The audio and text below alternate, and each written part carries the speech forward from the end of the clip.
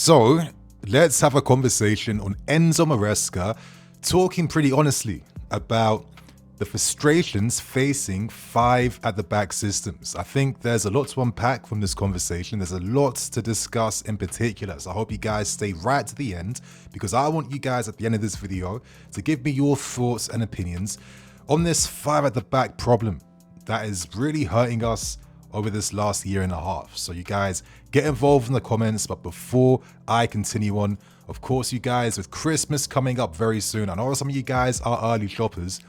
If you're planning on getting any gifts for your loved ones, get them from the Chelsea Mega Store.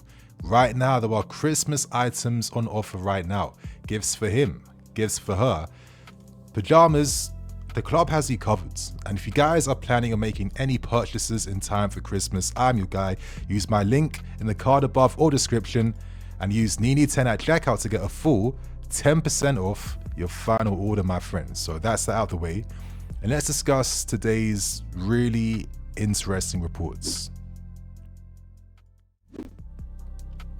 So Enzo Maresca had a lot to say. And to do justice to this, let's actually go to Bobby Vincent on Twitter, a journalist, as he has the full extract of everything Maresca had to say. I want to fill you guys in on this conversation first before I move on to give my thoughts and my opinions. And as he says right here, let me get that back on screen for you guys. Asking Maresca earlier about adapting to play against a back 5 and how it impacts Chelsea's preparations. Here is the lengthy answer he gave. This is a good question. When we have some difficulties, we like to analyze. So in these days, we are trying to analyze all last season's games against teams that sit back to see results, to see the game, how we can do better, how we can improve, because we are always looking to improve, obviously. Now, last season, we did actually beat quite a few 5 at the back teams. I'll get on to that though, but to continue what Maresca says, and probably, unless a deep switch where we drop points, all the rest of the teams, Leicester, Wolves, West Ham, Everton, Brentford, we won both games, or we won one and we drew the other one. For sure, it's something we need to do better. Fair enough. The thing that we need to improve and need to learn, and it's something that I'm saying to the players every day, is now the teams, probably because of what we achieved last season, teams have changed against us. Sunderland, 9 games in the Premier League, they never played with a back 5 from the start. Never. And that's not the first time though that Maresca has been maybe hit by a surprise, hit by a trap from opposition managers. I want to remind you of him having the same thoughts last season when we played against Leicester City at home. Now, we can thank Cucurella for saving us in that game. But if you remember that performance, it wasn't great. We're not peppering shots on goal. It's a bit flat at times. We play in front of defenses way too much, in my opinion. It needs to improve. It needs to get a bit better. But Maresca himself even said in that game against Leicester, end of last season, all the training sessions you have done, they go into the rubbish. You need a new plan. Before the warm-up, before the players go out, you need to give them a new plan. This is why I was so happy, because the way the players adapt, that is something you probably struggle to see and understand from the outsides, yeah?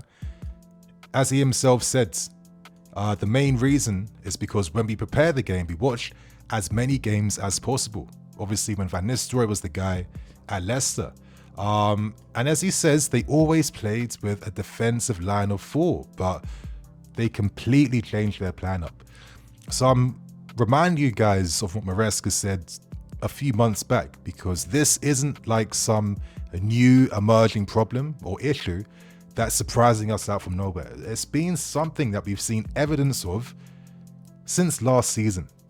And to be fair, if you guys remember this, I think the real turning point that we saw from teams starting to clock onto us, because we started, like the beginning of last season on fire. The 6-2 versus Wolves, 5-1 against Southampton. We were scoring goals for fun.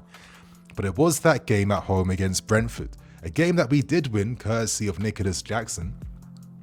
But that Brentford team in the second half, them using a 5 at the back system, it spun us. They hit the crossbar twice. They could have got themselves back into the game after the commanding start we had in that first half. A really good half, and they switched things up in the second half, and it nearly got us. This is not a new issue. This is something that we've been facing for a minute. And it's not the first time that Enzo Maresca has been hit by surprises from the opposition managers. But let me go back to completing the extracts from Enzo Maresca. But let me kind of switch up the visual details a little bit to make things a little bit exciting for you guys, you know? But going back to the screen, you guys, 1 second. As Maresca says here, that is why it's so difficult. The plan for today now is this. In 10 minutes, no, let me go back, you guys. So we prepared a Sunderland game against a back four. So before the game in the changing room, before the players go out for a warm-up, I need to tell the players, guys, all the Sunderland preparation, do like this, tack, tack, tack, tack, tack, and put it in the rubbish. That is why it's so difficult. The plan for today now is this. In 10 minutes, we need to change the plan.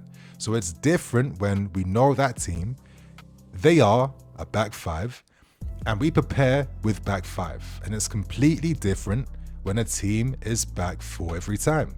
So just to tell you one thing, that is a nice thing. 4 weeks ago, I was in London for the LMA Awards. I was with Ange Postecoglou before he took the job with Forest. We were speaking and I said, Ange, I've never seen your team play back five apart from the last 10 minutes of the Europa League final against United. Postecoglou says, you know, well, he started to laugh and he said, I hate to play back five, mate, but that was a terror. I'm not even going to bother doing an Aussie accent. But because it was the last 10 minutes, we need to win the title, mate. I need to stop. I said, okay, I don't care. We play back five. Now going back to the Forest game, a game in which we won 3-0. We played Forest. It was a back five. And I prepared the game against a back four. So in the warm-up, they are setting up with a different back five. Guys, all the plan, rubbish, back five. This is difficult for the players. It's not when you know that you play against a team that they always play a back five. Okay, we prepare all week or 2-3 days for how we can win the game. And we know how to win the game. The problem is when you face a team that they are back four, arrive here, back five, sit back, it is more complicated. This is the only difference. I think that's interesting. I think that's also fair. Yeah. We have to also realize this, you know, when managers are preparing for games, you don't have like 7 days of like free time and grace to like fine tune everything. I think that's why preseason is so important to kind of build those frameworks, right? To kind of, you know, build up the cornerstone of the systems, etc., etc. Fair enough. But the thing that surprises me a little bit, you guys, is maybe Maresca being surprised that Sunderland, using them as the example, we're going to set out to use a back five, or Nottingham Forest, we're going to set out to use a back five. As I said earlier on, we've seen teams implementing this against us since last season. Yes, since last season, and we haven't really had any real strong strategies against that. Now, I feel like there are some solutions I would turn to personally, yeah? But before I explain that, I think we have to understand what the purpose of Maresca's football is. He creates the inverted system. Why?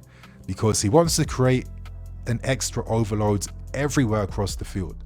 So instead of having that classic back four doing nothing, if you can invert someone, you know, in between the lines, further up the field, in the opposition half, it not only gives you more control to defend against counterattacks, which we do quite well at times, which is going to sound like I'm talking nonsense, but it will give you more control in the final third and give you more of a numerical advantage against the opposition. So against traditional back four setups, yeah, that type of team, we have found quite a lot of joy. We have found a lot of opportunities against them, especially in the wide areas where you have a guy in the half space kind of pulling guys out from the opposition's defensive shape for fun at times. The issue with going against teams that are now using a back five against you is that they're now going man v man across the entire zones in their defense, right? Yeah. They have support from their midfield. Sometimes it's a 3 in midfield. Sometimes it's 4 in midfield. And that means that those numerical advantages that we create aren't there anymore. And if there's little details you guys notice, which I'm sure you guys have, you notice it out wide in particular, where too often our wingers get doubled up on. It's constantly a 2v1 battle, yeah? We don't do enough to kind of create that separation. And when that happens, when your only like actual attacking threat is nullified like that, it then creates this game where you're playing in front of the opposition. And I feel like we do quite a bad job in this, you guys, yeah? I already know, I don't have to see the stats, because I've seen a lot of games this season, from every team this season, yeah? One thing I noticed straight away, we move the ball the slowest out of any team. We move the ball so slow. It's nuts. How often do you see that switch ball, finding that unmarked winger down the left-hand side or the right-hand side, or ball over the top to split? You rarely see that. How often are we quickly like overloading one side of the field to then release the other side? You never see that. What you do see is this slow, pedantic, sideways passing where it looks like these guys have never played together. They're playing like 1 + 1 = 2 type of football where it's just safety, safety, safety. There's no sense of ingenuity. There's no sense of flair. The players look quite robotic. These are the same type of common criticisms that we've said for a very long time, right? But when you don't create those conditions, when your ability to overload using the inverted stuff does not exist once the opposition deny you space, yeah? Control your areas in their half. Well, out of ideas, we can't do anything.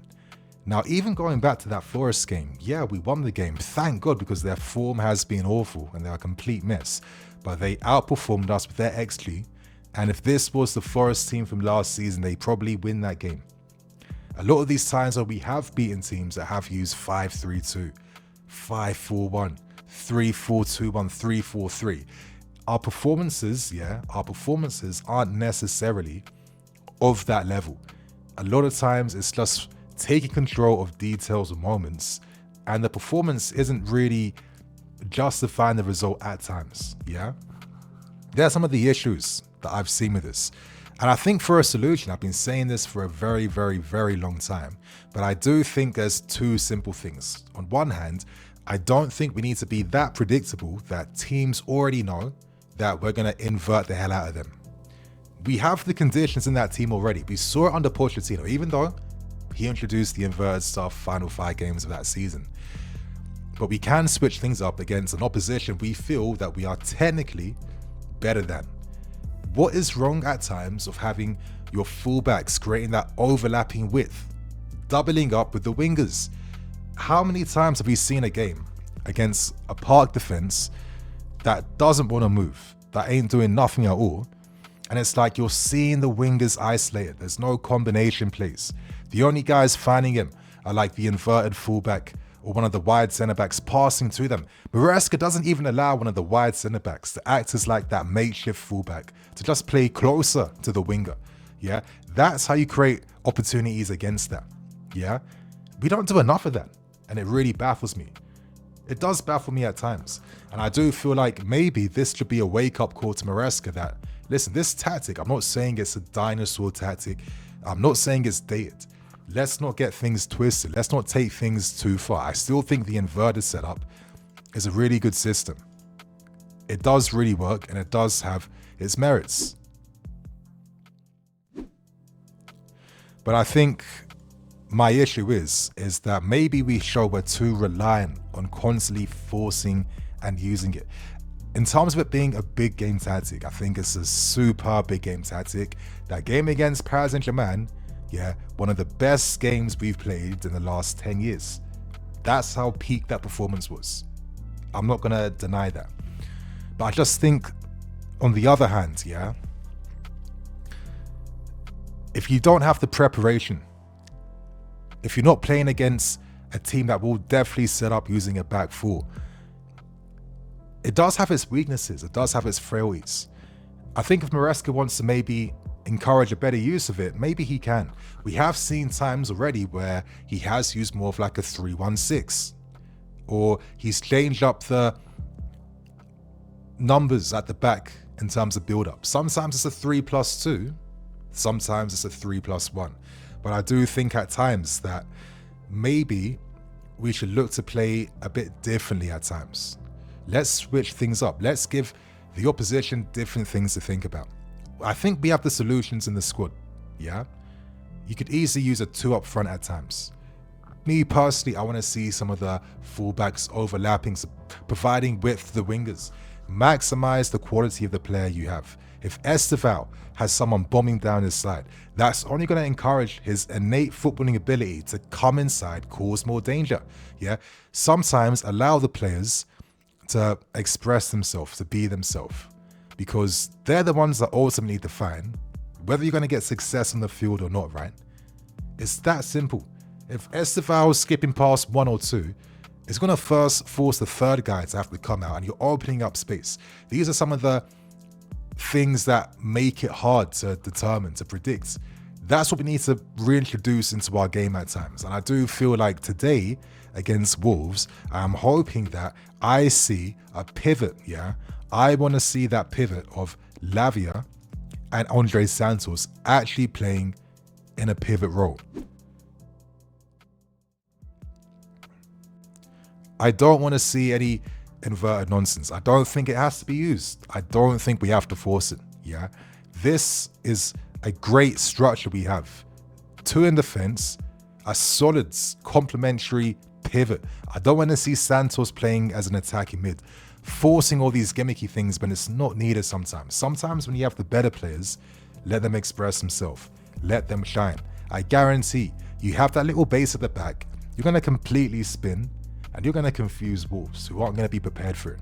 So I think we definitely learned a lot of things. And hopefully, because Maresca is a smart guy, this might force him to go back to the drawing board now and kind of hopefully introduce a few new things in the game. Switch things up tactically. Know when to use the inverted stuff and when not to.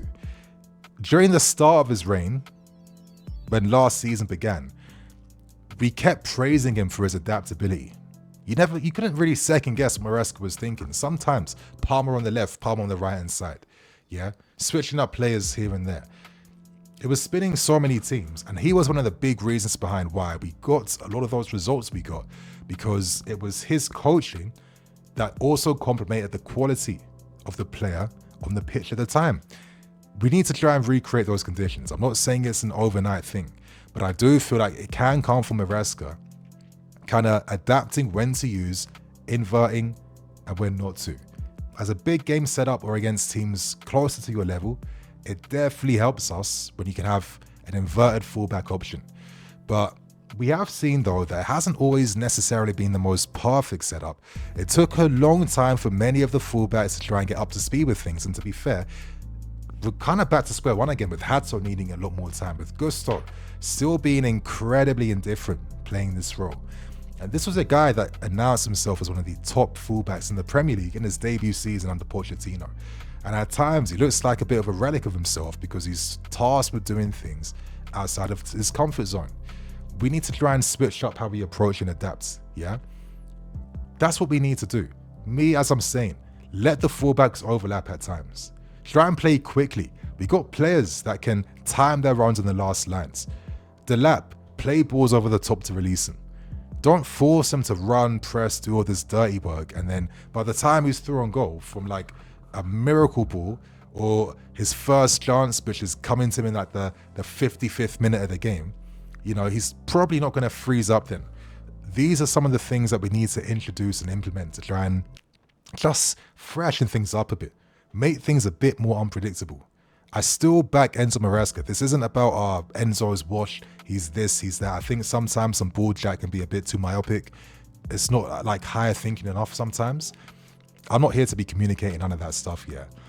But for myself, I think it's simply a fact of adapt or die. Yeah, when Maresca first came through, his adaptation was what was putting us on the map.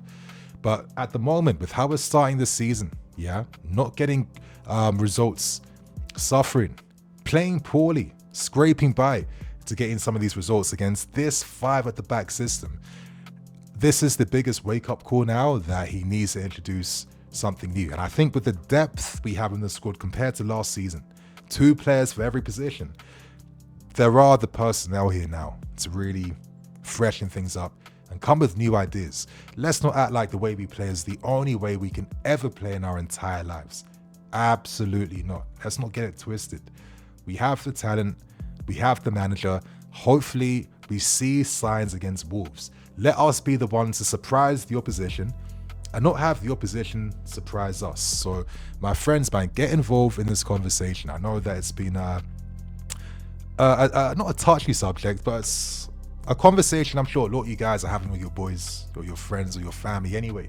You know, why are we so bad against rest defenses? Why are we so poor against this type of team that just parks a bus, sits back, and doesn't matter how good they are or what level they're in, they will cause us an issue, yeah, regardless. And I think that can be why the inverted stuff can maybe hurt us even more, because we literally create the match conditions where you're basically forcing the opposition to play against you in this manner. Let's keep it real.